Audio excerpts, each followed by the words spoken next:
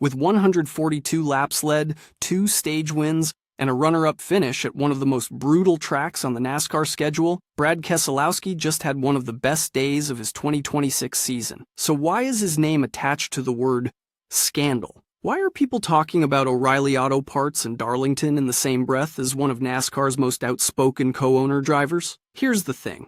The real story is actually more interesting than whatever headline you clicked on. Because while there's no penalty, no investigation, and no sponsorship blow-up, what Keselowski has been saying publicly about the direction of this sport is creating serious waves inside the garage. And NASCAR's response, or lack of one, might matter more than any inspection result. Let's start with what actually happened at Darlington Raceway during the 2026 Goodyear 400.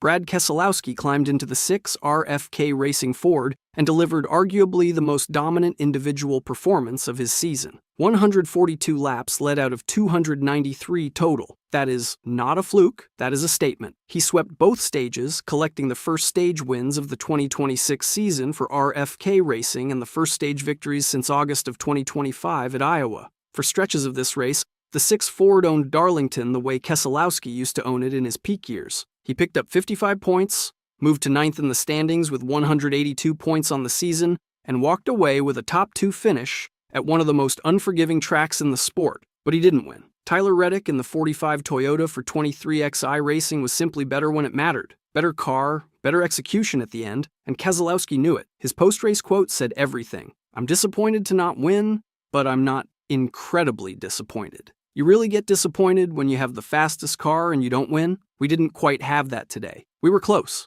That's a driver who is honest about the equipment gap, honest about the competition, and not making excuses. He made the most of what he had on a track where making the most of what you have is the entire game. And for context, this is Darlington, the Lady in Black, a 1.366-mile egg-shaped oval where the second groove eats tires for breakfast and the inside wall has ended more championship runs than any single competitor ever could. Keselowski's history here is real. 2 career wins, in 2018 and the 2024 spring race, which was the first Darlington win for RFK Racing since Greg Biffle took the checkered flag there in 2006. He knows this track. He respects it. And in March of 2026, he nearly added a 3rd trophy to that collection. So where does the word scandal come from? That's where it gets interesting. And that's where you need to keep watching. Because the controversy surrounding Keselowski right now has nothing to do with an inspection failure or a sponsorship violation.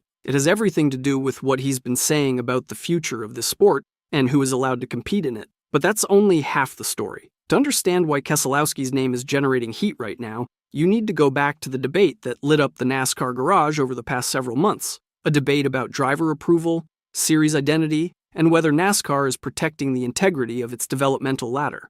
This is not a manufactured controversy. Multiple Cup Series drivers have weighed in. Team owners are watching it closely. And Keselowski has been one of the loudest, most specific voices in the conversation.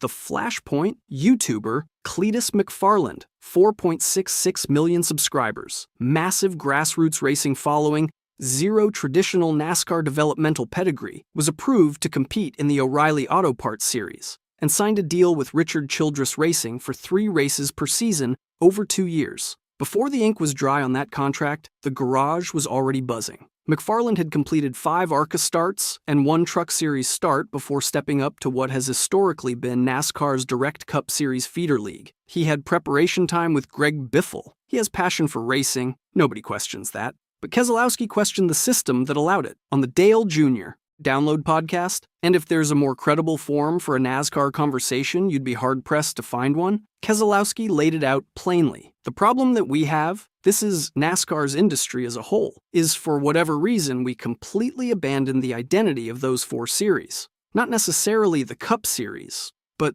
those 4 series, kind of like the pecking order, have been thrown away. That is a driver and co-owner speaking with genuine concern about the developmental structure of the sport he's invested his career and his money into. He wasn't ranting on social media. He sat down, made a clear argument, and proposed a specific solution: restore the traditional hierarchy. ARCA as the entry point for late model drivers. The Truck Series as the next step.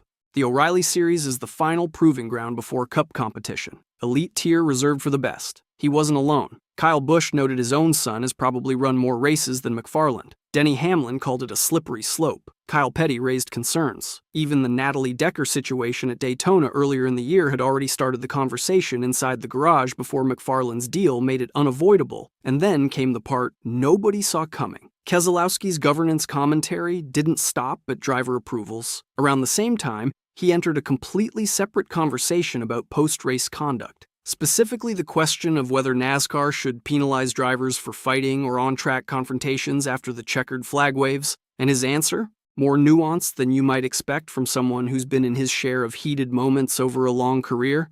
He went back and forth publicly on the question. On one side, his words, "I love the idea of racing and being able to show the emotion and angst." He gets it. Racing is a contact sport of a different kind. The emotion after a 200-lap battle is real. And the human response to being wrecked or blocked or burned on a restart is not something you just switch off when the engines go cold. He referenced hockey, a sport where fights happen periodically, are sometimes celebrated, and are treated as part of the sport's identity rather than something to be scrubbed clean. But then, the pivot. I also think it looks really unprofessional if there's a brawl every week, and that's the tension at the core of the argument. So, he proposed a framework, not a blanket ban, not unlimited fighting, but a context-based penalty structure. His logic: if two drivers who are racing for a top 5 or top 10 position get into it after the race, that's emotionally understandable. The stakes justify the intensity. But if someone is scrapping in the parking lot over a 25th place finish that doesn't move the needle on any standings, that's a different calculation entirely. His exact framing, fighting for 25th place, is not interesting and makes everyone look bad. A waste of time. That kind of specific, reasoned policy proposal from an active driver and team co-owner is not something you hear often, and it's generating exactly the kind of inside-the-garage debate that tends to move slowly, but land hard. Now there's one more element to this picture: the on-track dynamic between Keselowski and Tyler Reddick at Darlington. After the Goodyear 400, Keselowski candidly admitted he had tried to make Reddick's life hell on the racetrack. That is a direct quote. That is also, for what it's worth, a perfectly legal and completely normal description of hard racing at the front of the field.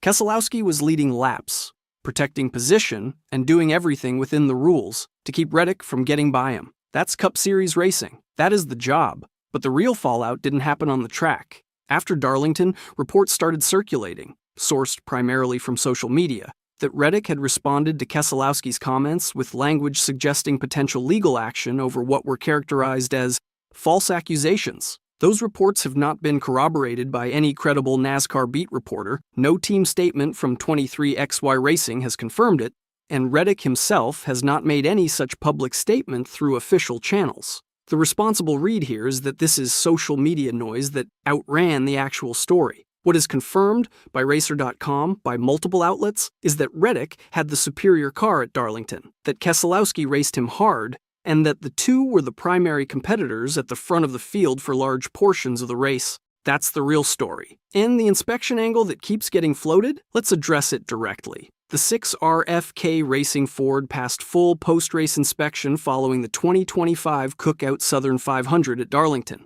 NASCAR's own inspection report from September 8th of last year. No issues. Bob Pockras of Fox Sports confirmed it. RFK Racing's own statement was brief and to the point. Clean weekend, P8 solid. There was a loose wheel addressed under green around lap 150. No penalty flag, no NASCAR action. That's it. No L1 violation issued. No fine. No points penalty, no suspension. The idea that there's an O'Reilly-related violation or a Darlington inspection scandal tied to Keselowski simply does not match any official record this research turned up from NASCAR.com, Racing Reference, Fox Sports, or RFK, Racing's own communications. O'Reilly Auto Parts is not even a primary sponsor on the 6 Ford. Their NASCAR presence runs through RCR, primarily on Austin Dillon's 3 Chevrolet, and on select front-row motorsports cars. RFK Racing's primary sponsors are Castrol and King's Hawaiian. There is no documented O'Reilly to Keselowski financial link. That thread simply does not exist in the verified record. And when you look at the standings now, you see exactly why this moment matters beyond the race result itself. Through the early weeks of 2026, Brad Keselowski sits 9th in the Cup Series standings with 182 points. His teammate Chris Buescher in the 17 RFK Ford is 7th, with 188 points. Those are not championship-leading numbers, but they represent a team that is performing above where many expected them to be under the 2026 750 horsepower package. Lower downforce, increased tire fall-off, more grip degradation throughout a run. The new package has reshuffled the competitive order in ways that are still playing out race by race, and RFK is one of the teams showing signs of benefiting from the shift. The stage wins Keselowski took at Darlington matter beyond the immediate points they delivered. For RFK Racing, a team that finished with 9 top 10 results in 2025, posting stage victories suggests the 6 car is finding speed in race conditions, not just qualifying trim. Crew chief Jeremy Bullins, who joined the team in 2024, has been steadily improving the pit stop execution and race day decision-making. The 2-tire call on the final caution at the 2025 Southern 500, picking up 6 positions to finish 8th, was exactly that kind of tactical aggression. The Darlington runner-up in 2026 reinforces the same read. This team is making smart calls when it counts.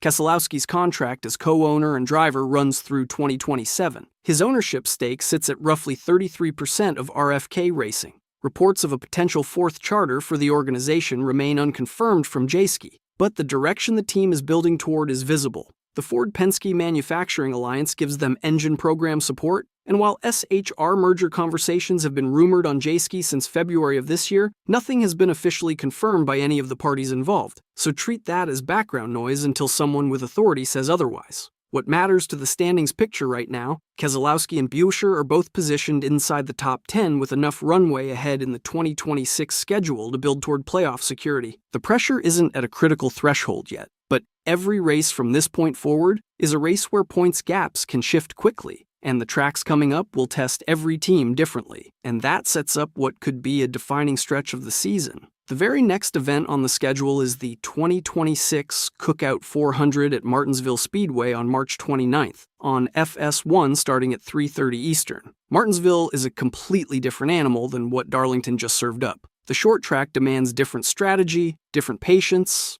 and a completely different kind of aggression. The tire degradation story changes, pit strategy windows shift, and the driver skill sets being tested are not the same as what wins at a 1.3-mile traditional oval. RFK Racing's short-track history is a fair question to ask heading into this one, but after the way the 6 Ford performed through 293 laps at Darlington, leading the race more than anyone else, sweeping stages, staying on the lead lap deep into the run, there is no question that the confidence level inside that shop heading into Martinsville is higher than it's been in a long time. Meanwhile, the governance debate Keselowski ignited, the one about driver approvals, developmental series identity, and what the O'Reilly Auto Parts series is supposed to represent, is not going away. NASCAR has not issued a formal response to the criticism from Keselowski, Hamlin, Busch, or Petty. The McFarland situation will play out in real time on the track. Either the system works and produces safe, competitive racing that grows the sport, or the concerns raised by veteran drivers and co-owners